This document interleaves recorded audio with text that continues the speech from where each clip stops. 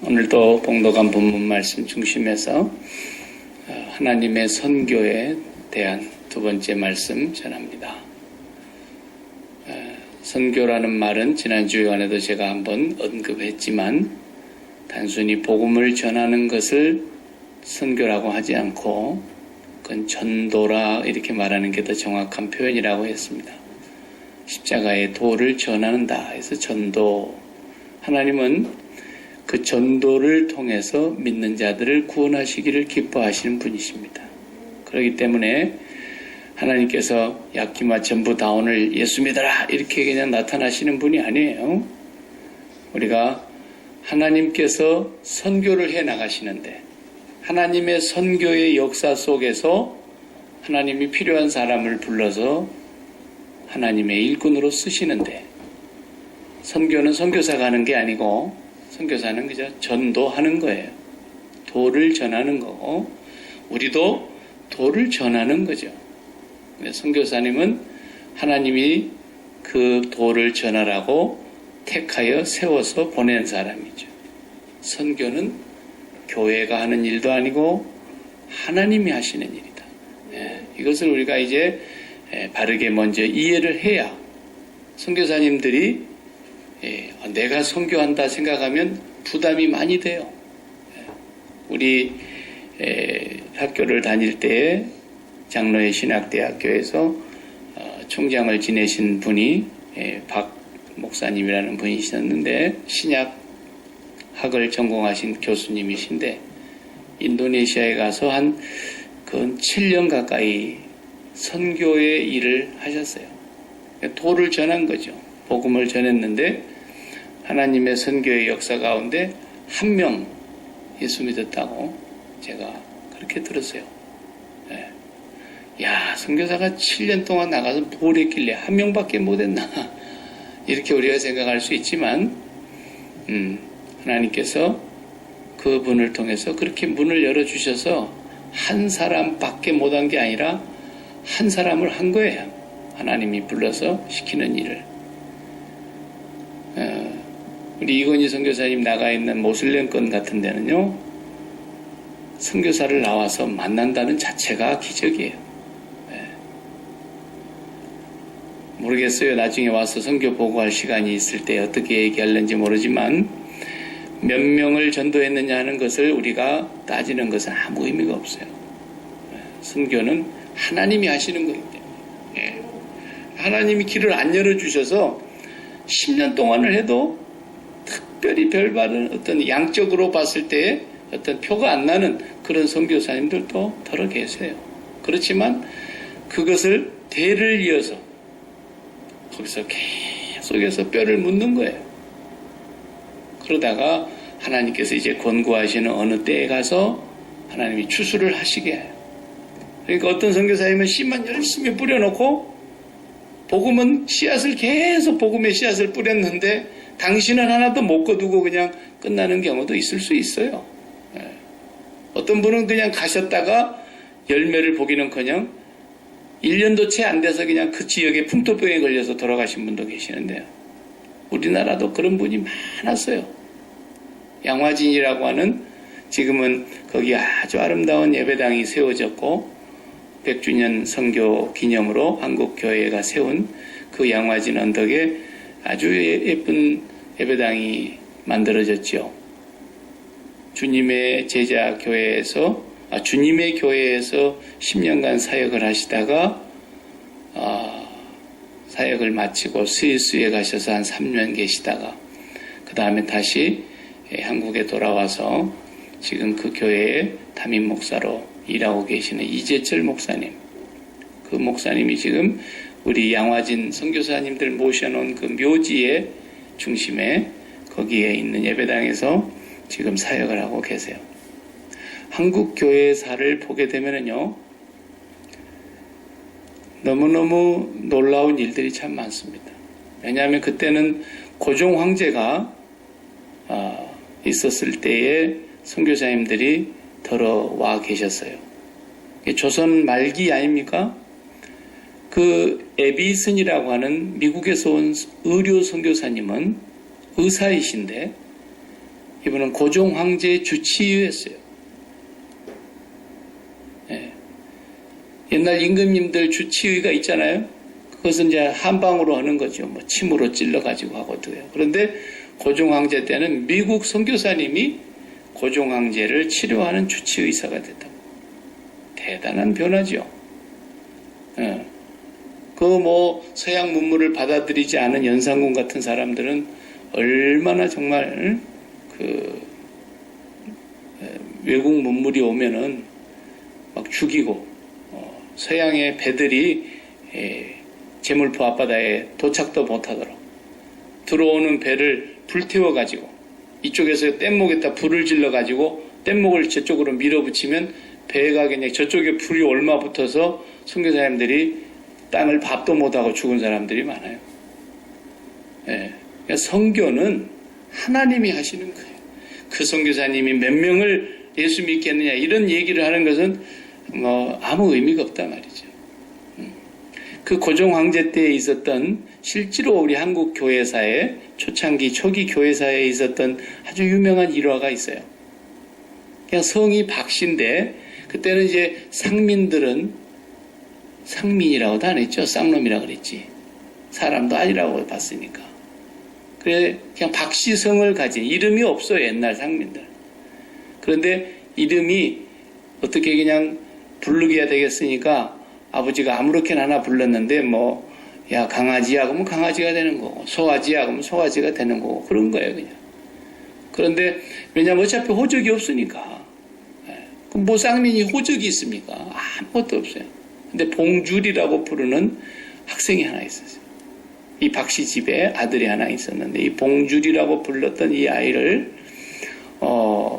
지금은 이제 그 소공동에 그 롯데 호텔이 들어서 있습니다만은 그때는 거기에 교회가 하나 세워졌어요. 무어 선교사님, 미국에서 오신 무어 선교사님이 거기다가 교회를 이렇게 예배당을 하나 만들었죠. 그런데 그때가 1898년이에요. 상당히 오래된 얘기죠. 한국 기독교 교회사 초창기니까.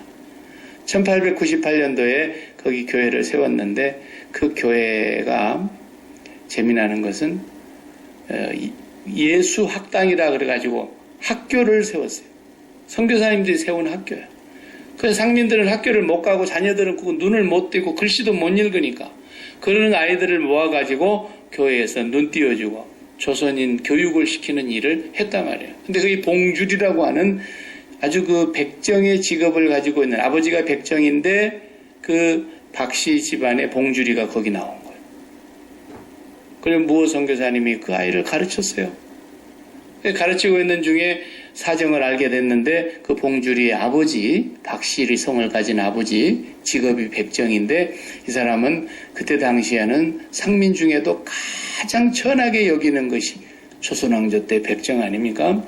그 백정은 호적도 없는 거고 뭐 사람 취급도 못 받는 그런 사람이었는데 아버지가 장티부스로 죽어간다는 얘기를 듣고 이 봉줄이에게 그 소식을 듣고 그 에비슨 선교사님, 의료 선교사님, 고종 황제 주치의에게 이 무어 선교사님이 부탁을 한 거예요. 우리 학당의 아버지가 이만저만한데 당신이 좀 치료 좀 해달라고. 이 고종 황제 주치의가 말이죠. 선교사님들이 이렇게 부탁이니까 뭐 그 백정의 집에 들어가서 그 선교사님이 그 환자를 돌본 거예요. 장티부스 환자를. 얼마나 지극정성으로 왕의 주치의가 돌봤던지 나아버렸다니까. 하나님께서 고쳐주셔서 그 장티부스가 나아가지고 이 박씨성을 가진 이 양반이 너무 감사해서 교회를 나오게 됐어요. 그 교회가 곤당골 교회, 곤당골. 이름도 그 이상해. 곤당골. 지금 롯데호텔 자리에요. 서울. 그 곤당골 교회에 출석을 했는데 문제가 생겼어요. 교회 나온 것까지는 좋았는데 이 백정이 나왔으니 말이죠. 당시에 양반들이 교회를 다니고 있는데 백정이 하나 왔다는 얘기예요. 그러니 이제 무어 선교사님에게 찾아와가지고 나는 백정 나오는 놈의 교회는 못 나오겠다고 양반들이 전부 데모가 일어난 거예요.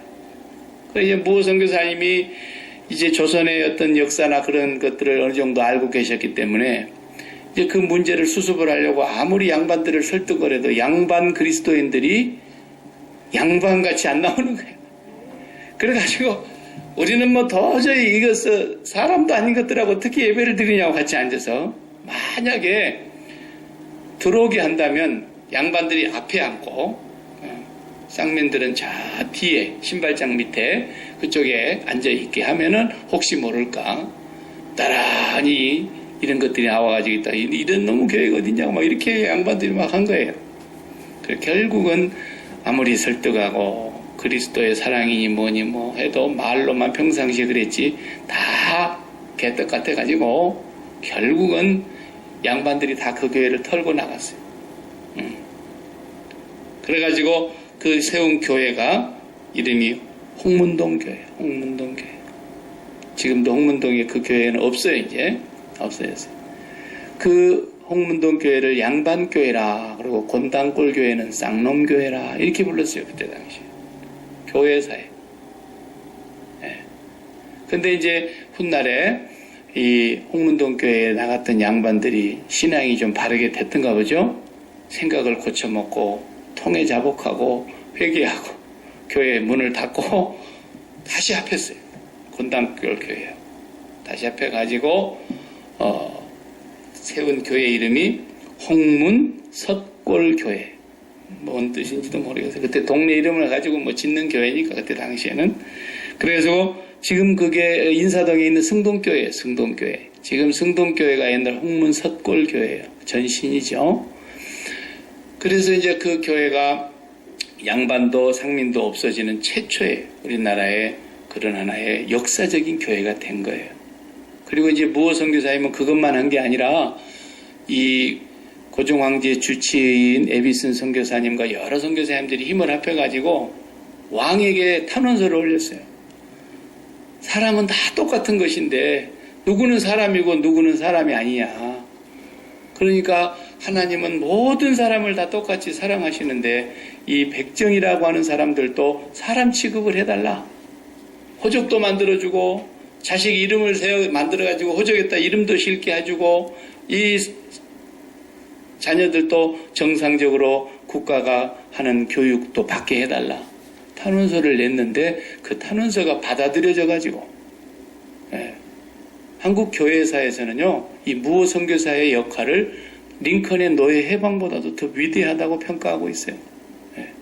그래가지고 이 박씨 집의 아들 봉줄이라고 얘기하는 이 아들도 이름을 다 얻었어요.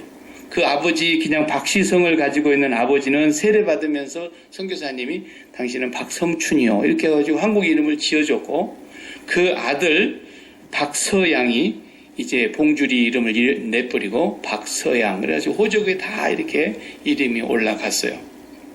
그런데 더 놀라운 것은요 그 박성춘 이분이 장로님이 되셨어요. 그 교회 홍문석골교회 장로님이 되시고 또 양반 동네에서도 장로님이 나오셨는데 이재양이라는 장로님이 계셨는데 그분은 왕가의 후손이에요. 근데 두 분이 나란히 강회를 하면서 이렇게 하나님을 섬겼다고 하는 아름다운 역사가 있어요. 그리고 이제 그 아들 박성춘 씨 아들 박서양이는 봉줄이라고 처음에 불렀던 그 박서양이는 에비슨 선교사 고종황제 주치의가 세운 지금 연세대학교 세브란스 병원이죠. 그때는 제중원이라 그랬어요. 그 제중원 그 세브란스의 전신이었던 그 학교 제중원 의학교를 다니게 해가지고 의사가 됐어요. 박서양이는 의사가 됐어요. 그리고 자기를 의사로 키워준 그 에비슨 선교사하고 나란히 그 연세대 세브란스 전신인 그 학교에서 10년 동안 교수가 됐어요. 우리 한국교회도 이렇게 아름다운 역사들이 있단 말이죠. 그러니까 한 사람의 생각이 바뀌니까 엄청난 변화가 일어난 거예요. 네. 사람이 똑같은데 인간의 고정관념, 인간이 만들어 놓은 규례, 외모로 사람을 취급하는 이 인간 사회 문화 때문에 성별로 나눠놓고 남녀를 유별하게 해놔버렸고 시기로 나눠놔가지고 사람 위에 사람이 있고 사람 아래 사람이 있고 그리고 직업으로 나눠가지고 천한 직업이 있고 귀한 직업이 있고 우리나라는 그런 시절을 살았어요. 만약에 기독교가 들어가지 않았더라면 우리가 지금 여기 와서도요, 미국 와서 예배 드리기 어려워요. 예. 한국에서 이미 우리가 다 이 정신이 망가져 버리기 때문에. 그래도 기독교가 지금은 막 사람들이 좀 덕스럽지 않은 일이 일어나면 욕을 하고 그러긴 합니다만, 지금 다 자기들이 그래도 사람답게 대접을 받고 있는 것이 본래 하나님의 선교사님들의 그 역사예요. 하나님께서 그 선교사님들의 생각이 하나가 바뀌어서 자기 나라 땅에서 살면 더 좋은 환경에서 더 좋은 대접을 받고도 얼마든지 살 수 있었을 텐데, 이분들은 성령의 이끌림을 받아 하나님의 선교의 일꾼으로 조선 땅에 오게 됐던 거죠. 그 당시에. 불과 110년 전 얘기예요. 우리나라가 그러고 보면 110년 전에 그런 나라였다니까요. 그런데 하나님께서 우리나라를 그렇게 복을 주신 거예요, 사실. 예. 왜 제가 서론에 이 얘기를 하냐면, 오늘 본문에 나오는 베드로의 얘기와 고넬료의 얘기와 그 주변 얘기가 지금 이 얘기와 맞물려 가는 얘기이기 때문에 그래요. 베드로라고 하는 사람 하나도 자기가 안 바뀌는 거 보세요. 유대인들만 상대하고. 그래도 많이 바뀌었어요, 베드로도. 왜냐하면 정말 조선 왕조 때 상민과 양반을 구분하듯이 유대인과 이방인을 아브라함 때부터 구분하고 살아왔던 이 민족이 말이죠. 그게 그 문화가 깨지겠습니까? 베드로가 그러니까 이방인에게는 못 나가는 거예요. 같은 유대인들에게만 나가는 거죠. 그 중에도 오늘 본문에 나와 있는 지금 베드로는 피장이 시몬의 집에 있었다 그래요. 자기 이름하고 똑같아. 베드로도 본래 시몬이죠. 그 피장이라는 말이 뭔 말이냐면 가죽 피자예요. 짐승 가죽을 가지고 신발도 만들고 무슨 가방도 만들고 가죽 피역 제품 있죠. 그것을 만드는 직업은 이방인으로 취급을 했어요. 유대인이라도. 왜냐하면 짐승 죽은 동물 가죽을 가지고 무엇을 만들어내는 것은 이건 아주 부정한 직업 중에 부정한 직업이라 해서 동물을 만지는 것 자체도, 죽은 동물을 만지는 것 자체가 이미 율법에 부정한데, 그 가죽을 가지고 뭘 만드는 자체는 아주 유대인들은 그걸 유대인 속에서도 이방인 취급을 했다니까요. 그런데 지금 베드로가 그 피장이, 무두장이라 그러죠. 그 피장이 시몬의 집에서 밥을 같이 먹고 그 집에서 잠을 자고 이러고 있는 거예요, 지금. 요바에 내려가 가지고 다비다라고 하는 그 사람을 고쳤고 죽은 사람을 살렸습니다. 엄청난 일이 일어났어요. 그러니까 그 지역 사람들이 서로 자기 집에 베드로를 모시고 가고 싶었지 않겠습니까? 베드로 사도님, 저희 집에 가십시다. 저희 집에 가십시다. 그 동네 다비다라고 하는 그렇게 훌륭한 많은 선행을 하고 정말 어려운 사람들을 돕고 이러던 이 여자가 죽었는데, 하나님께서 그 베드로를 통해서 그 여인을 살려냈는데, 온 동네가 난리가 났을 판에 하필 간다는 집이 무슨 집으로 가느냐. 옛날 같으면 사람 취급도 하지 않고 같이 교제도 하지 않고 얼굴을 맞대고 밥도 먹을 수도 없는 부정하게 취급하는 피장이 시몬의 집에서 지금 묵고 있다니까요. 베드로가 지금 베드로가 진짜 거듭난 거예요. 엄청난 변화예요, 이건. 있을 수 없는 변화가 일어난 거예요. 한 사람의 변화가. 상민이, 그것도 사람 취급에 들어갈 수가 없으니까 똑같은 사람 상민 계급 안에서도 호적도 없는 정말 그런 사람이 하나님의 백성이 되고 나니까 하나님의 교회의 일꾼이 되고, 그렇게 되기까지는 선교사님들의 그 생각이 하나님의 생각과 일치되니까 그런 역사들이 일어났다고 하죠. 결국 무어 선교사님 같은 분은 46살밖에 살지 못했어요. 32살에 한국 땅을 밟았는데 딱 14년을 선교를 하시고 조선의 노예 해방의 선두자가 됐어요. 그리고 14년 사역을 하고 46살에 장티부스에 돌아가셨어요. 그때 그 장티부스는 한국에 너무너무 많은 전염병이었어요. 박성춘이라는 분은 하나님께서 장티부스에서 살리셨는데, 무어 선교사님은 또 장티부스에 돌아가셨어요. 비록 14년의 조선 땅에서 복음을 전하는 일을 했지만 그 한 사람의 변화가 얼마나 많은 역사를 일으켰는지 몰라. 감리교를 가지고 들어왔던 아펜젤러 선교사님, 감리교 선교사의 1번 선교사님이죠. 우리 언더우드 선교사님은 장로교에서 파송한 1번 선교사, 첫 번째 선교사님이에요. 둘이 나란히 배를 타고 제물포 앞바다에 내렸는데 그 얘기 가운데 재미나는 일화가 당신이 먼저 발을 밟으시오. 아니요, 당신이 먼저 발을 밟으시오. 서로 양보했다 그러잖아요. 참 조선 땅이라는 데를 밟을 때. 그 아펜젤러 선교사님은 30대 젊은 청년 때 왔는데 선교도 못 해보고 배 타고 인천의 제물포 앞바다에서 배 타고 목포로 내려가다가 목포 성경학교에 가서 공부를 가르치려고 내려가다가 이번 세월호처럼 배가 뒤집어져가지고 당신은 가판 위에서 바람을 쐬고 있다가 그냥 뛰어내려서 보트에다가 수영할 줄 알고 그냥 나온 일이었는데 함께 가고 있는 성경학생 두 사람이 저 아래층에 있다는 얘기를 자기가 알고 그 사람들을 구하러 배 밑창으로 내려갔다가 건져가지고 이제 올라올 참인데 밑에 사람들이 다 올라오는 날이면은 위에 있는 사람까지 산 사람도 못 살겠다 싶으니까 내려간 사람들은 할 수 없이 다 그냥 죽으라고 하고 위에서 문을 딱 걸어 잠가버려요.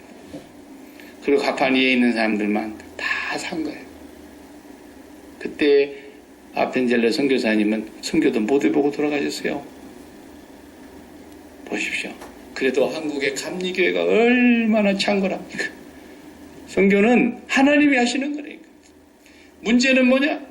하나님께서 우리를 통해서 오늘 또 생각이 바뀌기를 원하시는 거예요.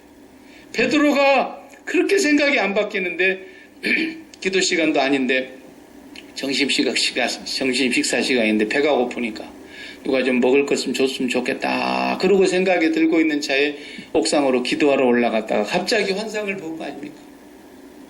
그 부정한 음식, 부정한 동물 보자기에 싸서 내려오는 그거 장면을 3번씩이나 보여주시는데 네가 집어먹어라, 잡아먹어라 그런 음성이 들리는데도 나는 어릴 적부터서 이런 것을 먹은 적이 없습니다. 나는 이 부정한 것을 먹을 수가 없습니다. 주여 깨끗이 아니한 것을 먹을 수가 없습니다. 그 하나님께서는 내가 깨끗하게 했다 했는데 너는 왜 더럽다 그러냐? 내가 깨끗하게 한 걸 왜 너는 더럽다 그러냐? 생각이 이렇게 안 바뀌는 거예요. 베드로가 지금 거기까지 와 있으면서도 이 생각이 쉽게 안 바뀌는 거예요. 이 환상이 도대체 무슨 징조인가 하고 당혹스러워하고 있는 그 순간 고넬료가 보낸 사람들이 베드로가 머물고 있는 피장이 시몬의 집에 도착했다. 보십시오. 지난 시간에도 그걸 우리가 살폈듯이 하나님의 선교는 하나님이 다 준비를 해놓으신다니까. 동쪽으로 갈 것인지 서쪽으로 갈 것인지 방향도 하나님이 정하시고 유럽으로 갈 것인지 아시아로 갈 것인지 나라도 하나님이 결정하시고 누구를 전도하러 갈 것인지 고넬료라는 사람을 지목하고 있는 거예요. 하나님. 그리고 베드로는 지금 누구 집에 있는 것까지 하나님이 보고 계셨어요. 지금 이 시간에 우리 아버지가 여러분들이 지금 야키마에 있는 워싱턴 한인 장로교회 예배당 건물 안에 있다는 걸 아신다니까요. 베드로는 지금 요빠라고 하는 지역에 가면은 항구의 바닷가 해변에 있는 집인데 피장이 시몬의 집에 있느니라 다 일러주시잖아요. 그리고는 딱 그때 도착해서 베드로와 만나게 하시고 그리고는 다짜고짜 우리 주인님이 이러이러 여차여차해서 거룩한 천사의 지시를 받고 당신을 청하여 말씀을 들으라는 얘기를 들어서 우리가 지금 당신을 모시러 왔습니다. 고넬료라는 사람은 베드로는 생면부지의 사람이에요. 들어본 적도 없고 그가 누군지 전혀 모르는 사람이죠. 베드로가 지금 옥상에서 기도하고 있는 그 시간에도 고넬료가 보낸 사람이 베드로를 만나야 되겠다고 밤을 새워서 잠을 자지 않고 35마일이나 되는 데를 걸어서 온 거예요. 지금 걸어서 밤새 들어와가지고 그 다음에 12시에 도착한 거란 말이죠. 저 북쪽에서 가이사라 지역에서. 그러니까 지금 그렇게 찾아오고 있는 그 과정도 베드로는 모르고 있었다니까요. 하나님이 그렇게 다 준비하고 있는 거예요. 그리고 하나님께서 베드로에게 말씀하십니다. 내가 그들을 보내었느니라. 따라가라는 거예요. 그리고 베드로가 가게 되지 않습니까? 오늘 본문을 우리가 읽어보니까 고넬료가 베드로를 기다리고 있는데 24절을 한번 다 못 보았습니다만은 24절을 보십시다. 이튿날 가이사라에 들어가니 고넬료가 일가와 가까운 친구들을 모아 기다리더니 마침 베드로가 들어올 때에 고넬료가 맞아 발 앞에 엎드려 절하니 베드로가 일으켜 가르되 일어서라 나도 사람이라 하고. 거기 보면은 고넬료는 벌써 일가 친척까지 다 모였어요. 35마일의 거리 50km인데 거기를 밤중에 내려갔는데 그 다음날 날 새서 12시쯤에 기도하고 있는데 이거 사람들이 왔단 말이죠. 그러면 어떻게 해야 돼요? 정신 먹고 바로 출발해야 되잖아요. 그죠? 그 먼 길에서 왔는데 그런데 베드로가 갈 게 뭐예요? 이방인의 집에는 가서는 안 된다는 것이 자기들이 알고 있는 규례이고 지금까지 지켜온 전통인데 직접 찾아온 것도 아니고 보도 못하는 사람이 보낸 것이고 알지도 못하는 사람이 와가지고 데려오랍니다. 이렇게 모시고 가야 되겠다고 왔는데 따라갈 이유가 없죠, 전혀. 그러나 하나님이 선교를 하시는 분이시기 때문에 하나님의 감동에 의해서 성령의 지시를 따라 지금 이제 간단 말이죠. 가는데 바로 갔으면 좋은데 생각해 보세요. 밤새도록 잠을 안 자고 주인의 명령에 충성하기 위해서 빨리 도착하려고 곧장 오다 보니까 밤을 샜는데 그러니까 얼마나 피곤하겠어요. 그러니까 들어오십시오. 주무시고 가십시다. 그리고는 잠을 재우고 밥을 먹을 걸 다 대접을 하고 다시 힘을 얻게 하고 그 이튿날 가는 거예요. 그러니까 내려오면서 벌써 이틀 소모했죠. 올라가는데도 또 이틀이 소모되면 나흘이 되는 거예요. 그런데 고넬료는 언제 올 줄도 모르면서 지금 자기 일가 친척을 다 모아놓고 있는 거예요. 거기. 그 20명 가까운 숫자가 지금 거기 모여서 베드로 오기만을 기다리는 거예요. 거룩한 천사의 지시를 받았던 이 고넬료는 가슴이 얼마나 뛰었겠어요. 베드로라는 사람을 모시고라는 그 하나님의 천사의 지시를 받았으니까. 그래서 오늘 본문에 보면은 그 다음 말씀이 뭐라 그러냐면 32절에 사람을 요바에 보내어 베드로라 하는 시몬을 청하라. 저가 바닷가 피장 시몬의 집에 우거하느니라 하시기로. 33절 다 같이 내가 곧 당신에게 사람을 보내었더니 오셨으니 잘하였나이다. 이제 우리는 주께서 당신에게 명하신 모든 것을 듣고자 하여 다 하나님 앞에 있나이다. 전부 다 하나님 앞에 모여 있었어요. 정말 고넬료 대단한 열망을 갖고 있는 분이에요. 유대인도 아니에요. 이방인 중에서도 지배 계급을 가지고 있는 로마의 파송을 받은 이탈리아 부대의 캡틴이에요. 별로 유대인 입장에서는 달가워할 인물이 아니죠. 그런데 이상하게도 이 고넬료는 유대인들이 섬기는 하나님을 경외하게 됐어요. 이 사람의 마음에 벌써 뭔가 공허한 것이 있었다는 거예요. 계급이 높았습니다. 부유한 생활을 할 수 있습니다. 그 지역에서도 상당히 지위가 있는 사람입니다. 그럼에도 불구하고 이 사람의 마음이 뭔가 행복이 없었으니까, 기쁨이 없었으니까, 마음이 공허했으니까 신앙을 가졌다고 하는데 자기가 지배하고 있는 그 사람들이 섬기는 하나님 여호와를 섬기게 되고 자기가 지배하고 있는 그 사람들을 착취하는 것이 아니라 백성을 많이 구제했고 그리고 항상 하나님께 기도를 하던 경건한 사람이 됐어요.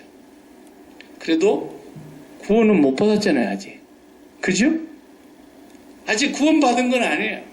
하나님을 섬기는 사람이 되기는 되었는데 아직 이 사람이 십자가의 도를 듣지를 못했어요. 그러니까 이 사람에게 하나님께서 고넬료에게 사람을 보내야 되겠는데 고넬료를 보내는 사람을 누구를 지목하느냐? 베드로를 지목하고 있고 베드로는 유대인만 찾아가던 사람이었는데 이제는 이방인에게까지 가라고 하니까 얼마나 황당했겠어요. 당혹스러웠죠. 당장에 이제 우리가 11장을 읽어보면 베드로가 엄청난 공격을 받습니다. 이방인의 집에 갔다며? 그래가지고 막 사람들이 성토를 하고 베드로 사도를 막 눈에 넣어버리려고 그러잖아요. 그것을 각오하고 지금 가는 거예요. 아무리 성령의 역사이지만 이제 내가 갔다 오면 큰일 나게 생겼다. 그러지 가는 거죠. 이렇게 돼서 엄청난 지금 베드로 사도의 이 변화가 일어나고 있는 것입니다. 하나님께서는 예수 안 믿는 사람에게 복음을 전하러 보내는 것도 하나님이 하시는 일이고, 누구에게로 보낼 것인가도 하나님이 결정하시는 것이고, 누구를 시켜서 보낼 것인가도 하나님이 결정하는 것이고, 어느 시점에 하나님이 그렇게 할 것인가를 다 하나님이 결정하시는 거예요. 여러분이 정말 성령의 역사하심을 믿는다면, 그렇기 때문에 길 가는 사람을 만나는 걸 별로 생각하면 안 된다니까요.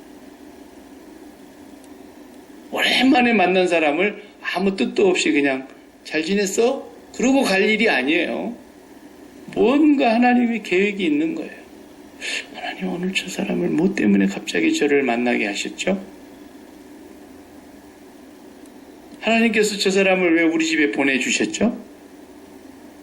내가 오늘 생각지도 않고 있는데 그 사람이 어떻게 나한테 전화를 했죠? 하나님의 성령의 인도하심에 날마다 촉각을 세우고 살아가는 삶은 모든 평범한 일들 가운데 하나님이 역사하고 있다는 걸 알아야 돼요. 성령의 역사는 아주 막 기발하게 요란스럽게 그런 게 아니에요. 아주 자연스럽게, 아주 순리적으로 하나님이 인도해 가시는 그런 역사도 많이 일어나는 겁니다. 그래서 오늘도 여러분들이 기도하는 가운데 갑자기 생각나는 사람이, 평소에는 전혀 생각이 안 났는데 갑자기 기도하다가 그 사람이 생각이 났어요. 하나님 앞에 기도하라는 뭔가 사인이 온 거죠. 네. 내가 혹시 전화를 한번 해보고 싶은 마음이 생기면 전화를 해봐야 되겠죠. 그것이 성령의 역사 앞에서 우리가 매일매일 하나님의 인도하심을 민감하게 받아들이는 그런 자세를 우리가 가져야 된다는 것, 이것이 오늘 본문에서도 자연스럽게 나타나고 있어요. 그래서 베드로가 이제 따라가서 거기에게 복음을 전하려고 하는데 고넬료의 마음이 참 아름답지 않습니까? 우리는 다 하나님 앞에 있습니다. 박 목사 앞에 여러분 있는 게 아니에요. 그렇죠? 하나님 앞에 있는 자세로 항상 말씀을 사모해야 되고, 더 나아가서는 박 목사가 전하는 설교만 듣고 신앙생활을 하려고 그러면 50점짜리 교인이에요. 그건 50점짜리. 왜냐하면 설교만 듣고 신앙생활을 하는 사람은 사람에게 예속이 되게 돼 있어요. 이 자리에 서서 설교를 하는 모든 목사들은 다 하나님 앞에서 멸망과 저주를 받고 심판을 면치 못할 죄인들이었어요. 그러나 우리의 신앙을 바르게, 우리의 신앙을 온전하게 정상적으로 인도해 가는 것은 하나님의 말씀뿐이에요. 말씀. 그래서 사도 바울이 전도하고 떠날 때 설교하면서 그러죠. 내가 주 예수와 및 그 말씀께 이 교회를 부탁합니다. 그러잖아요. 주 예수 그리스도와 그 말씀, 은혜의 말씀께 교회를 부탁하는 거예요. 네. 그래서 하나님의 말씀이 없이는 절대로 구원이라는 게 있을 수 없기 때문에 하나님은 전도라고 하는 그 방법을 통해서만 믿는 자들을 구원하기를 기뻐하신 거예요. 하나님. 전도라고 하는 게 그렇게 중요하다는 거예요. 하나님은 고넬료가 그렇게 하나님을 경외했다 그랬고, 백성을 많이 구제했다 그랬고, 항상 기도했다 그랬고, 그가 경건했다 그랬지만, 그렇다고 해서 구원 받았나요? 구원 못 받은 거예요. 누가 갔어야 됩니까? 정작 베드로가 갔어야 되는 거예요. 베드로가 가서 그 사람이 구원받고, 그 한 사람만 구원받습니까? 일가 친척 모두가 다 송두리째 다 구원을 받았어요. 한 사람의 생각의 변화가 엄청난 변화를 가져온 거예요.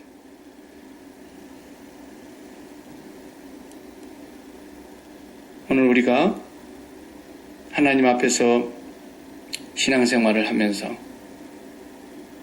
먼저 내 자신이 하나님 앞에서 변화되어야만, 내 생각이 바뀌고 내 고정관념이 바뀌고 내 편견들이 무너져 내려야만 하나님의 일꾼이 될 수 있다고 하는 것을, 하나님 선교하실 때 꼭 그걸 먼저 작업을 하신 뒤에 하나님이 일꾼으로 쓰셔요. 베드로가 여기서 변화되지 않았더라면 베드로의 이름은 아무것도 아니에요. 사도 바울도 하나님께서 그 작업을 다 바꾸신 뒤에 그냥 예수 믿는 사람이라 그러면 그냥 죽이고 싶은데 이 사람을 완전히 바꾸어서 베드로와 바울 이런 사람들의 한 사람의 변화가 엄청난 하나님의 역사를 일으키고 있다고 하는 것입니다. 하나님께서는 오늘도 외모로 사람을 취하지 않으신다고 말씀하셨습니다. 끝으로 한번 그 만분 말씀 읽겠습니다. 34절 시작. 베드로가 입을 열어 가로되 내가 참으로 하나님은 사람의 외모를 취하지 아니하시고 각 나라 중에 하나님을 경외하며 의를 행하는 사람은 하나님이 받으시는 줄을 깨달았도다 그랬어요. 외모를 취하지 아니하신다.